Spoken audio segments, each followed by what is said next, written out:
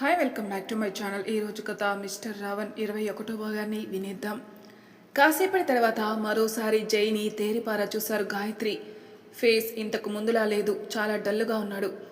కన్నా, నువ్వు తిని ఎన్ని రోజులయ్యింది అని అడుగుతూ ఫుడ్ తెస్తే నో మామ్, ఆకలి లేదు అన్నాడు. వారం నుంచి ఇలానే ఉన్నావు కదా, ఆకలి మార్చుకుంటే సాహి వస్తుందా? వెతకడానికైనా నీకు బలం కావాలి అని అంటూ తినిపించారు. పేరుకి 2 ముద్దలు తిని పైన రూమ్కి వచ్చేసాడు జై. 1 వీక్ రెస్ట్ లేని బాడీతో పాటు బ్రెయిన్ కూడా టైర్డ్ అయిపోయి నరకంలా అనిపిస్తుంటే బెడ్ ఎక్కి పిల్లోకి హెడ్ పెట్టుకుని సాహి ఎక్కడ ఉందో అని ఆలోచిస్తున్నాడు. కొన్ని రోజుల క్రితం అదే రూమ్లో తనతో బెడ్ షేర్ చేసుకుంది. తనతో హాయిగా కబుర్లు చెప్పింది. తనకి భయపడింది, ఇరిటేట్ చేసింది. కానీ ఇవాళ కనిపించకుండా పోయింది. అలా ఆలోచిస్తున్న జైకి తమ పెళ్ళైన నెక్స్ట్ డే గుర్తొచ్చింది. బీహార్ తీసుకెళ్లడానికి రెడీ అవ్వమని పంపిస్తే షవర్ చేసి కొత్త చీరలో వెట్ హెయిర్ని టవల్తో తుడుచుకుంటూ రూమ్లోకి వచ్చింది. సాహి వెళ్ళాక తను పెళ్లి చేసుకున్న కారణం చెప్తే తనని హేట్ చేస్తుందని బెడ్ మీదనే థింకింగ్లో ఉన్న జై సాహిని చూసి స్టన్ అయ్యాడు. గలగలలాడుతున్న కొత్త పెళ్లి కూతురు గాజులు, పచ్చని తాలి, రెడ్ కలర్ పట్టు శారీలో గార్జియస్గా ఉంది. తను తెలియకుండానే బెడ్ దిగి దగ్గరికి వస్తున్న జైని చూసి సాహి బిడియంతో తల దించేసింది. కంగారుతో టవల్ని నలిపేస్తున్న చేతుల్ని పట్టుకుని తన మీదకి లాక్కున్నాడు. ఒక ఉదుటిన వెళ్ళి ఉలిక్కి పడిన తను షివరింగ్ తెలిసి అతని ఫేస్లో స్మైల్ వచ్చిపోయింది. టవల్ తీసి దూరంగా విసిరేశాడు. కళ్ళెత్తి ఓరగా చూస్తుంది సాహి. హ్యాండ్స్ మీద నుంచి పైకొస్తున్న అతని చేతులు ఆమె తడి శరీరాన్ని తాపంతో తాకుతున్నట్టున్నాయి. సార్ అంది వణుకుతూనే. పట్టించుకోలేదు జై. చేతులు పైదాకా వచ్చి మెడ మీద ఆగగానే జుట్టు నుంచి పడుతున్న నీటి బిందువులు అతన్ని మరింత టెంప్ట్ చేశాయి. మమ్మల్ని ఇలాగే వదిలేస్తావా అని ఆగలేక పెదవులతో వాటిని పీలుస్తుంటే సాహి గుండె జల్లుమంది. అతని నాలుక తన మెడ మీద యథేచ్ఛగా తరుగుతుంటే సాహి ఊపిరి వేగం పెరిగి అతనికి తన కంగారుని చెప్పేస్తుంది. గుండె చప్పుడు తన మహిమే అని అర్థమై ఒక్కసారిగా వెనక్కి గోడకి లాక్ చేసి కాలర్ బోన్ని గట్టిగా కొరికాడు. సార్ అంది సాహి. బాడీ మొత్తం తనకి అదిమేసి అప్పడం చేస్తూ బీహార్ వెళ్ళా కూడా సాహి మనసులో మెదడులో తన గుర్తులు నిండిపోవాలని తహతహలాడుతూ ముందుకు పోతూనే ఉన్నాడు. అతని చెయ్యి సాహి నడుముని ఎంత గట్టిగా నొక్కేస్తున్నా తీపి బాధని భరిస్తూ జై జుట్టులో వేళ్లు చూపింది. తను కిస్సులు ఇస్తూ పెదవుల దగ్గరికి వెళ్ళిన జై ఆ ముందు రాత్రి తను కందేలాగా చేసిన దాటికి ఉబ్బి ఉన్నా కూడా వదలకుండా మళ్ళీ వాటిని అందుకుని పంటి గుర్తులు పెట్టాడు. అతని హగ్గులో పిచ్చుకలా చిక్కుకుని ఊపిరి తీసుకోవడానికి చాలా ఇబ్బంది పడింది సాహి పాప. అరగంట గడిచిన సాహి పెదవుల్లో తీపి దాహం తీర్చినట్టు ఉన్న అయిష్టంగా వదిలి తన మెడలో తల పెట్టుకుని బిగి కౌగిల్లో ఉండిపోయాడు. పెదవులు వదిలాక కూడా ఊపిరి తీసుకోవడానికి చాలా బలంగా పీలుస్తూ గుండెల మీద భారంగా ఉన్న అతని తలని అడ్డు తీయకుండానే గాలి తీసుకుని సెట్ అవ్వడానికి చాలా టైం పట్టింది సాహికి. ఎంతసేపు గడిచినా జైలో చలనం లేదు. సార్ అంది సాహి ఫస్ట్. కానీ జై పలకలేదు. నిద్రపోలేదు కదా ఈయన అని అనుకుంటూ సార్ అని వీపు మీద టచ్ చేసింది. తన షోల్డర్ మీద ఇంకో స్వీట్ బైట్ ఇచ్చాడు వెంటనే.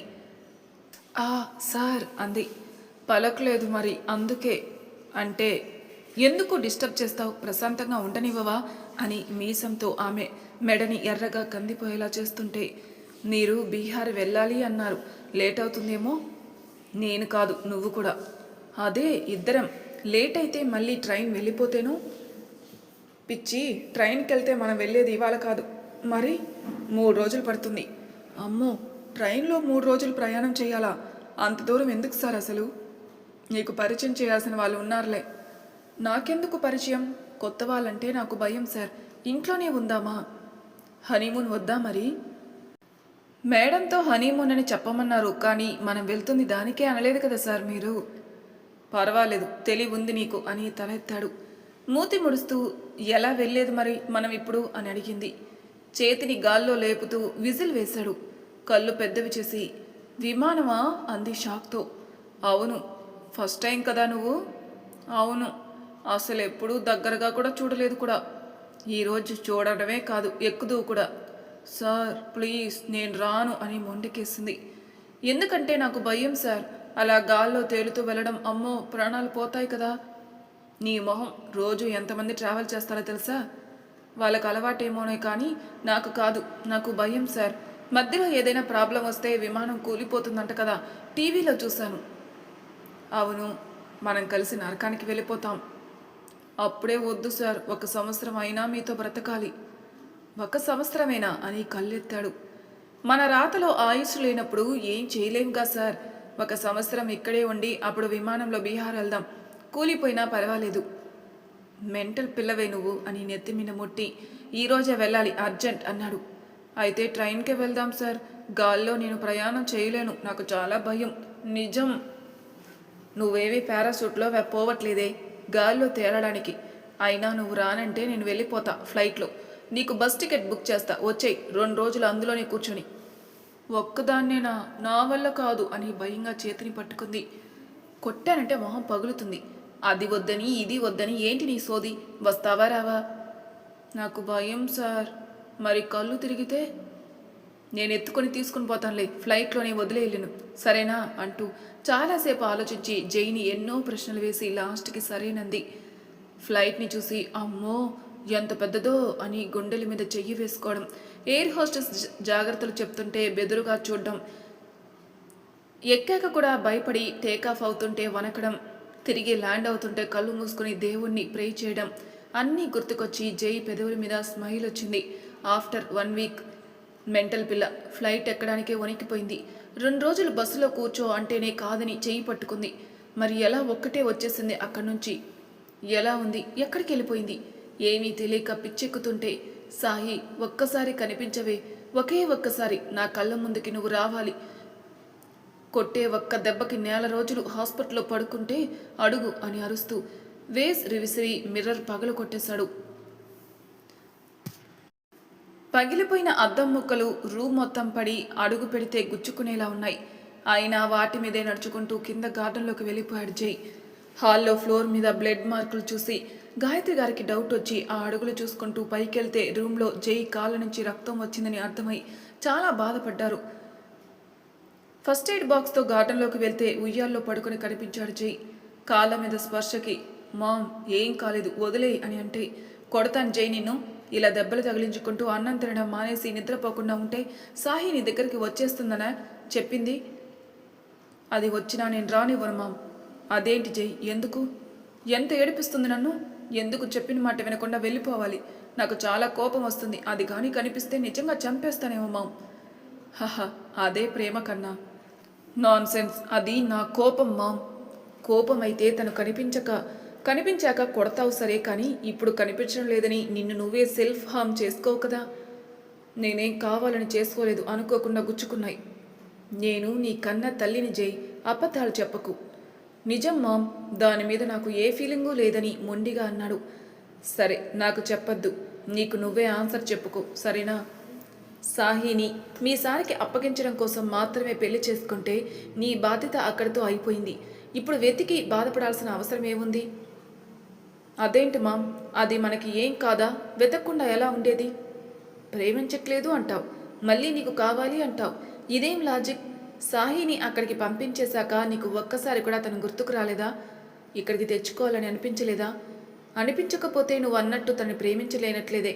అంటే డిసైడ్ చేసుకుని అప్పుడు తన కోసం వెతకడం చేస్తే అర్థం ఉంటుందని చెప్పి మందు రాయడం అయిపోవడంతో కాఫీ తెస్తానని లోపలికెళ్లారు గాయత్రి. ఆవిడ చెప్పిన మాటలు నెమర వేసుకుంటూ ఆలోచిస్తున్నాడు జై. తనే ప్రశ్నలు వేసుకుంటున్నాడు. సాహి గుర్తొచ్చిందా బీహార్ వెళ్ళాక? హా. ఎన్నిసార్లు? 1-2 సార్లు. నిజమే. అదేలే, ఒక 10-15 సార్లు. నిజం ఒప్పుకోవడానికి ధైర్యం లేదారా నీకు? సరే, రోజు లెక్కలేనన్ని సార్లు. ఆ గెస్ట్ రూమ్ని చూసినప్పుడల్లా, బెడ్ ఎక్కినప్పుడల్లా, ఆఫీస్లో కోచ్ చూసినప్పుడల్లా, ఎవరైనా సార్ అన్నప్పుడల్లా. చాలా. ప్రేమిస్తున్నానని చెప్పి పడేయకుండా ముద్దులు హగ్గులు అని పిల్లని ఎందుకు రతాకావు? అది నేచురల్గా ఉంటుందని. మరి ప్రేమిస్తే ముద్దిస్తారు, ఇవ్వకపోతే డౌట్ రాదా? అందుకని ఆ పిల్లని ఎంగిలి చేస్తావా? ఎంగిలేంటి, జస్ట్ ముద్దు పెట్టాను అంతే. ఇంకెంత చెయ్యాలేంటి? మర్చిపోగలదా సాహి అవన్నీ? సిగ్గుండాలి అలా అనుకోవడానికి. రే, ఎక్కువ థింక్ చేస్తున్నావురా. నిజమా? ఫస్ట్ నైట్ రోజు సాహి ఇక్కడ ఉండదని దూరం అవ్వకుండా హగ్ చేసుకుని ఎందుకు పడుకున్నావు? బీహార్ వెళ్తే అబ్బాస్కిచ్చి పెళ్లి చేస్తారని తెలుసు కూడా వెళ్లే ముందు తనని నీ రొమాన్స్తో ముంచెత్తి మరొకరి ఆలోచనలు రాకూడదని సెల్ఫిష్ పనులు చేశావు. ఎందుకు? నీ సొత్తుగా మాత్రం మిగిలిపోవాలనే కదా. అవునా అని ఆలోచనలో పడ్డాడు జై. అది అబ్బాస్ పేరు ఎత్తగానే కళ్ళు తాగిన కోతిలా అరిచావు కదరా, అంత పొసెసివ్గా ఉండడం దేనికి? చేసుకోమని చెప్పేస్తాను కదా. అందుకే తను ఊరికే కాల్స్ చేసింది, నువ్వు ఇగ్నోర్ చేసి పడేసావు, వెళ్ళిపోయింది చెప్పా పెట్టకుండా. ఇప్పుడు ఏం చేయాలి మరి? షాపింగ్ చేయి. దేనికి? ఓ 4 జతలు కాషాయ వస్త్రాలు కొనుక్కొని సన్యాసం తీసుకోవడానికి బే. పెళ్లి చేసుకొని పెళ్ళాన్ని వదిలేసి మళ్ళీ దాన్ని తెరితావా? నాశనం అయిపోతావరా ఆ పిల్లని దూరం చేసుకుంటే. నేను కాదు, అదే వెళ్ళిపోయింది. నువ్వేమైనా ఆత్రంగా వెళ్ళి పెళ్ళాన్ని తెచ్చుకునే పనిలో ఉన్నావా? దాని మానాన దాన్ని వదిలేసావు, అది ఎటో పోయింది. ఎందుకు? నీ తల్లి కోసం ఇప్పుడు ఏడ్చి ఏం లాభం? నేను ఏడ్చే రకం కాదు, దొరకని చెప్తా దాని సంగతి. ఈసారి ప్రాణాలు తీస్తావా నాయనా? ఎందుకు తీస్తాను బే? ఇప్పుడేగా క్లియర్గా చెప్పావు దాని మీద నాకు ఇంకేదో ఫీలింగ్ ఉందని. కానీ అది దొరికాక మాత్రం నేను యాక్సెప్ట్ చేయను. వెళ్ళిపోయిందిగా వదిలి అని చొక్కా దులుపుకుంటూ ఆఫీస్కి వెళ్ళాడు. మల్లిక, సరు డోర్ తీసుకుని ఇంట్లోకి వచ్చి నీరసంగా సోఫాలో కూలబడ్డారు. వరుసగా 6 రోజులు చేసిన జర్నీ వలన ఒళ్ళు పులిసిపోయింది ఇద్దరికి. సరైన నిద్ర కూడా లేదు. బీహార్లో పోలీస్ స్టేషన్లో ఉన్న శ్రీనును కలిసి వచ్చారు. పోలీసులు తమని కూడా నానా ప్రశ్నలు వేసి పిండుకు తింటుంటే ఆ టార్చర్ భరించలేక వెంటనే రిటర్న్ అయిపోయి ఇంట్లో తేలుతారు ఇద్దరు. అప్పుడే ప్రీతం కాల్ వస్తుంది సరుకి. హే డార్లింగ్, వచ్చేసావా ఇంటికి అన్నాడు ప్రీతం. హా డియర్, ఇప్పుడే వచ్చాం. చాలా టైర్డ్గా ఉంది, ఈ రోజు అంతా రెస్ట్ తీసుకోలేమో. జర్నీ చేస్తే అలానే ఉంటుంది. టేక్ రెస్ట్ బేబీ, రేపు కలుద్దాం. ఓకే ప్రీతం, బాయ్ అని కట్ చేసింది సరు. సరు, ఆ అబ్బాయి బాగా ఉన్నోడు కదే, నువ్వు డాడీ గురించి మాట్లాడి బెయిల్ ఇప్పించచ్చు కదే అంది మల్లిక. నిజమే మామ్, కానీ ఆ అరెస్ట్ సంగతి ప్రీతంకి తెలీదు. మనం తిరుపతికి వెళ్ళాం గుడికి అని మేనేజ్ చేశాను. ఒకవేళ హెల్ప్ అడిగితే అసలు డాడీని జైల్లో ఎందుకు పెట్టారని అడుగుతాడు. అబద్ధం చెప్పలేం కదా, పోలీసులతో పని. సాహితో మనం చేసిన పనులన్నీ తెలిసిపోతాయి.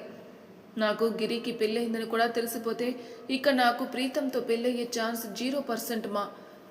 అవునే, నిజమే, ఇంత దూరం ఆలోచించలేదు.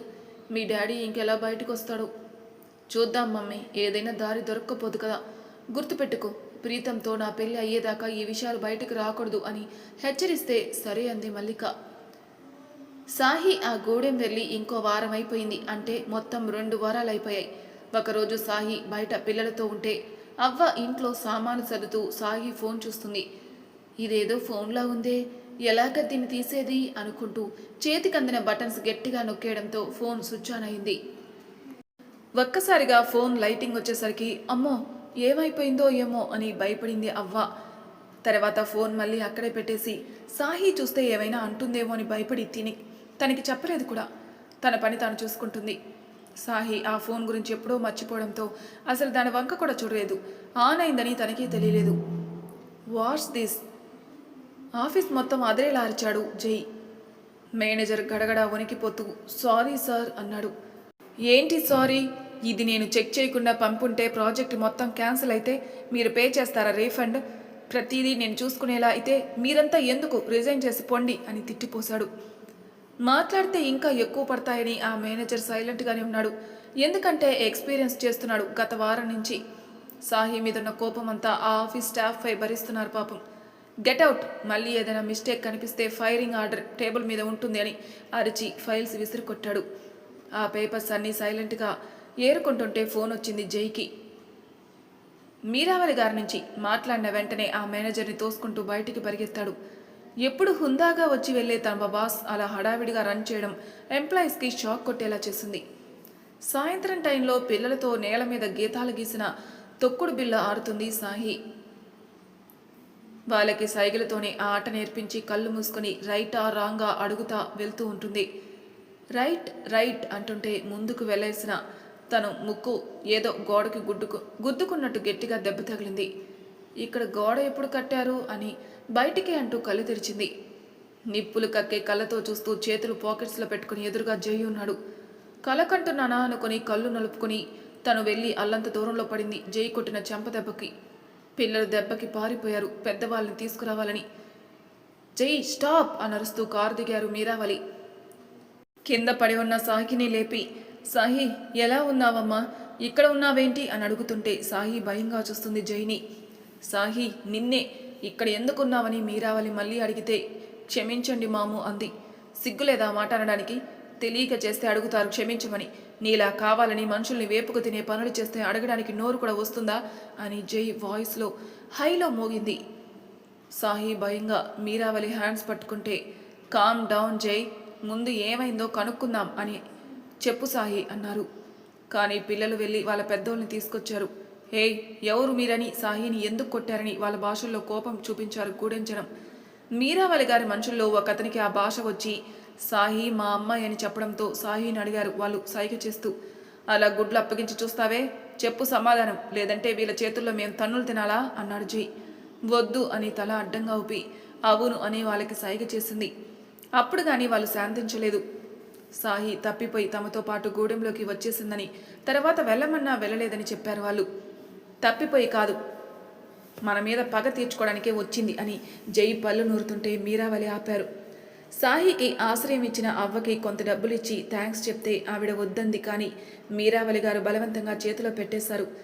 సాహి వెళ్ళిపోతుంటే అవ్వ ఆగమని చెప్పి తన ఇంట్లో ఉన్న సాహి వేసుకొచ్చిన బట్టలు ఫోన్ తెచ్చిచ్చింది. అది ఆన్ అయి ఉండడం చూసి దానివల్లే దొరికిపోయానని సాహి డల్ అయిపోయి అవ్వకి హగ్గిచ్చింది.